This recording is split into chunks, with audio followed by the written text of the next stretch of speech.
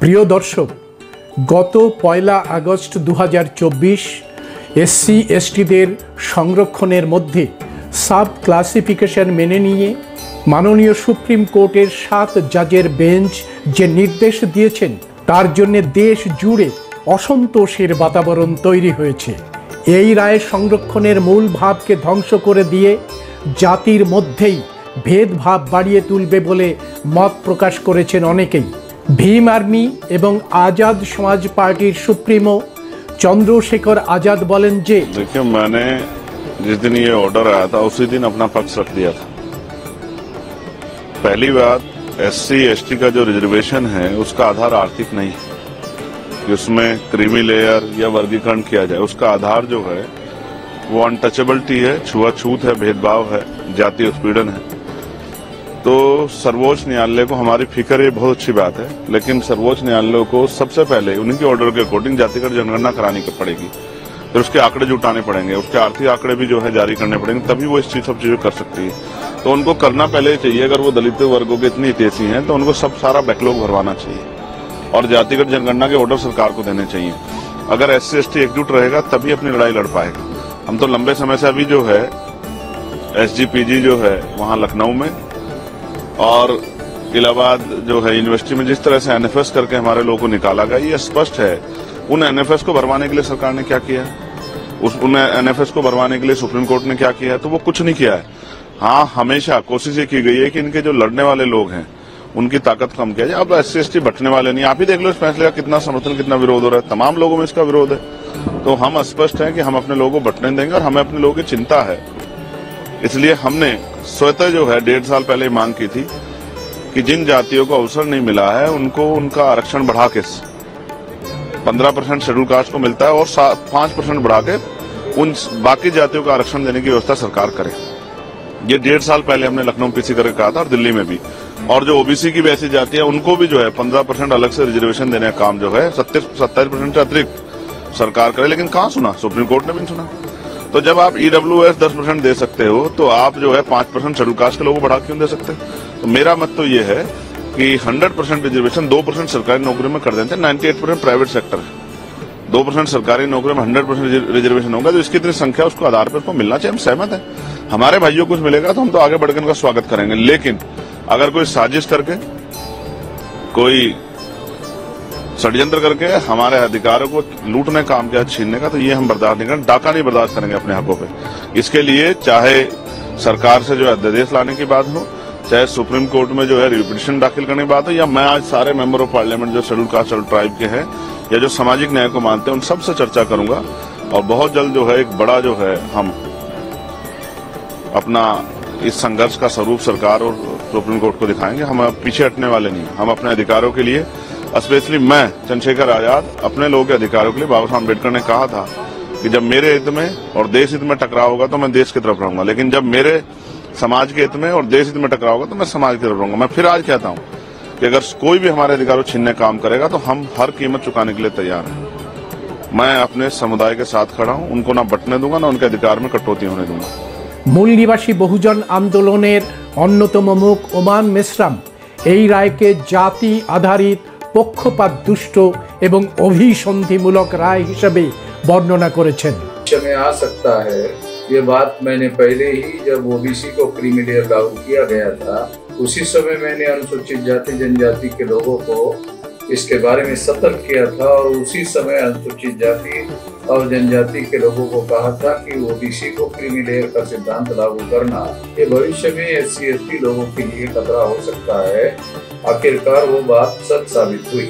जो supreme court में जजेस बैठे हुए हैं उन लोगों के पास ये जानकारी नहीं है ऐसा नहीं है, उनके पास ये जानकारी है कि अनुसूचित जाति का जो परसेंटेज है 15% और 7.5%, वो 100% अभी तक फुलफिल नहीं हुआ है।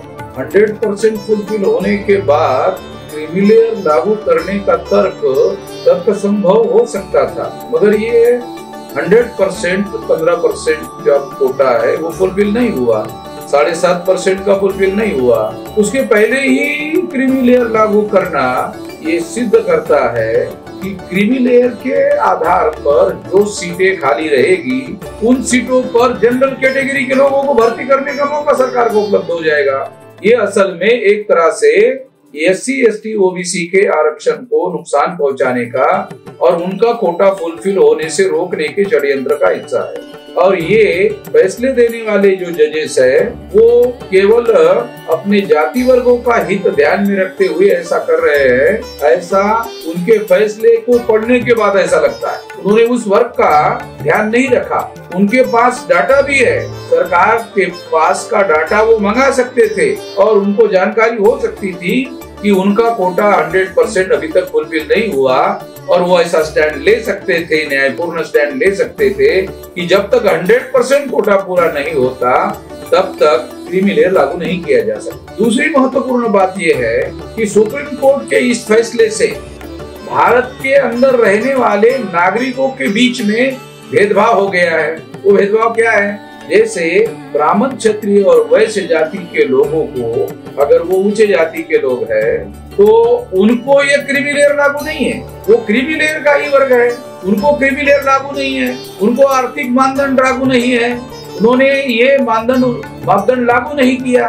उनको लागू करना चाहिए था कि जिनका एक निश्चित आर्थिक कैपेसिटी है, ऐसे लोगों को सरकारी नौकरियों में बिल्कुल जगह नहीं होगी, ऐसा निर्णय होना चाहिए था। अगर वो ऐसा करते तो वो जो सक्षम लोग हैं वो दूसरे तरह अपने लिए रास्ते खोल सकते थे, उनके पास सक्षमता है।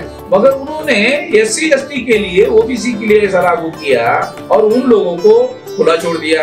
यानी उनके अंदर जो आर्थिक दृष्टि से बहुत संपन्न लोग हैं उन लोगों को अलाउ कर दिया। तो जो ब्राह्मण, क्षत्रिय, वैश्य लोग हैं उनके साथ और कंपेयर करो SC ST OBC के साथ तो ये भेदभाव किया गया है, ऐसा लगता है। सुप्रीम कोर्ट ऐसा निर्णय दे सकता था कि ये सभी लोगों को क्रीमी लेयर लागू करो, ब्राह्मण, क्षत्रिय, वैश्यों को भी लागू करो। ऐसा करने से समानता के सिद्धांत का उल्लंघन नहीं होता। मगर इस निर्णय ने समानता के सिद्धांत का भी उल्लंघन किया जो भारत के संविधान ने गारंटी देने का काम किया है। ये फैसला न्यायपूर्ण नहीं है, इसको माना नहीं जा सकता। मैं भारत सरकार को अनुरोध करता हूँ इस फैसले को मानने से इनकार कर। यदि सरकार इनकार नहीं करती है तो उसके विरोध में हम भारत बंद का ऐलान करेंगे। सुप्रीम कोर्टेर এই রায় এনডিএ গাঠবন্ধনের মধ্যেও বিদ্রোহের বাতাবরণ তৈরি করে দিয়েছে। লোক জনশক্তি পার্টির নেতা চিরাগ পাসওয়ান এই রায়ের বিপক্ষে মত প্রকাশ করে বলেছেন যে তারা এই রায়কে চ্যালেঞ্জ করে सुप्रीम कोर्टे एक जनस्वार्थ मामला दायर करबेन। न्यायालय की तरफ से आया हुआ ये आदेश है। मैं कोई भी बात ऐसी नहीं कहूँगा जो कि कंटेम्प्ट ऑफ कोर्ट हो, बट हाँ इस बात पर हम लोग की आपत्ति ज़रूर है और लोक जनशक्ति पार्टी रामविलास की तरफ से हम लोग सुप्रीम कोर्ट में हम लोग एक पुनर्विचार याचिका भी हम लोग दाखिल करने जा रहे हैं। जिस तरीके से रिजर्वेशन विद इन रिजर्वेशन के प्रावधानों को सुप्रीम कोर्ट के द्वारा दिए जाने की संभावनाएं खोली गई हैं। पहली बात तो जब अनुसूचित जाति की बात आती है, इस बात को मैं स्पष्ट कर दूं कि अनुसूचित जाति में ऐसी जातियां हैं, ऐसी कास्ट को शेड्यूल किया गया है संविधान में जिनका आधार अनटचेबिलिटी रहा है। शेड्यूल कास्ट का आधार कतई और कभी भी शैक्षणिक व्यवस्था नहीं रही, उनका आधार कभी भी आर्थिक नहीं रहा, इसका आधार हमेशा से अनटचेबिलिटी ही रहा है। इसमें हमारे संविधान में ऐसी जातियों को शेड्यूल कास्ट के तहत शेड्यूल किया गया है जो कहीं ना कहीं कभी ना कभी छुआछूत का शिकार रही है। तो ऐसे में रिजर्वेशन विद इन रिजर्वेशन का कंसेप्ट शेड्यूल कास्ट में आ ही नहीं सकता। क्रीमी लेयर का प्रावधान शेड्यूल कास्ट में कभी आ ही नहीं सकता है क्योंकि इसका आधार ही अनटचेबिलिटी रहा है। सुप्रीम कोर्ट के ऑब्जर्वेशंस को मैंने पढ़ा है और उसमें कहीं पर भी अनटचेबिलिटी का जिक्र नहीं किया गया है।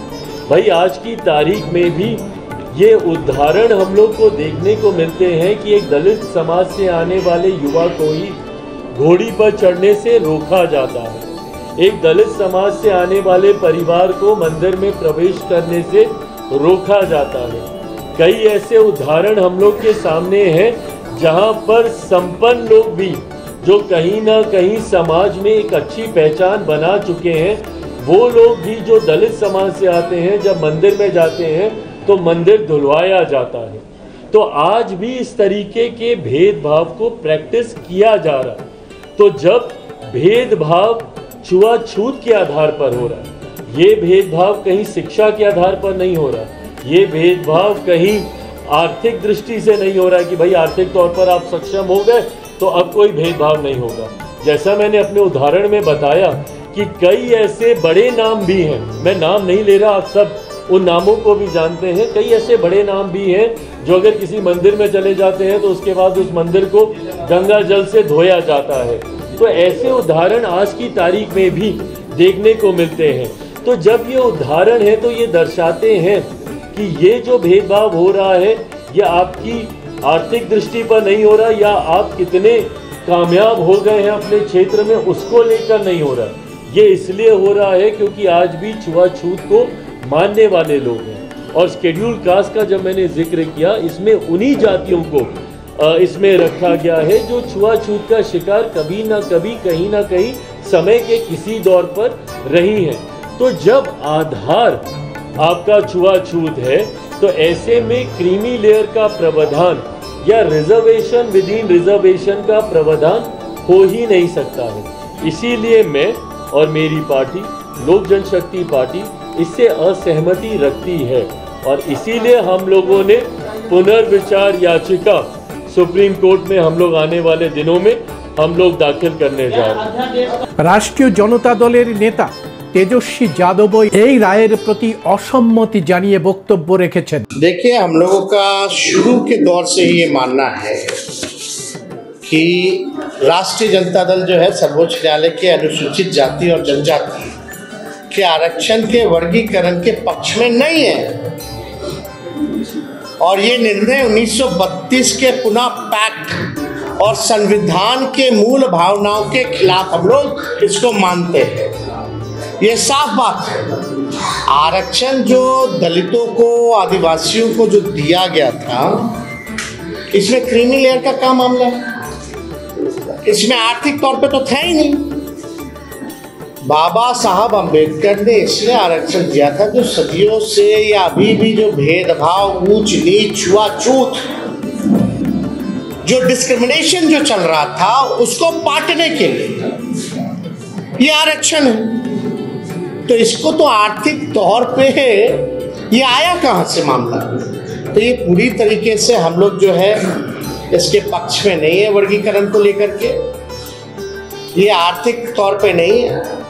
अगर आर्थिक तौर पे ही आपको न्याय दिलाना है तो आप नौकरी दीजिए सबको। क्यों नहीं देते नौकरी? नौकरी की बात क्यों नहीं करते?